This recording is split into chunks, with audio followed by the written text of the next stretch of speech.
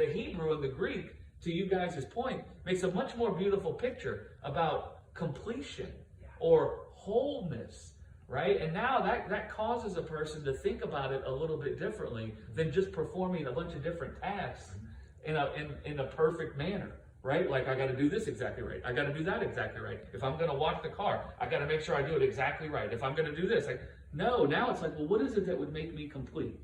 What is it that would make me whole, right? Well, you see, the power unto completion or to be made whole is to become as a little child, right? Guess you can't make yourself become as a little child. You know how you become as a little child? You behold the Father in the face of Jesus. And now you see the Father with you being perfect as Father.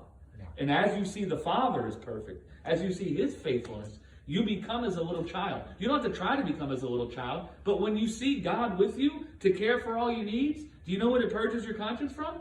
From you taking thought to care for yourself.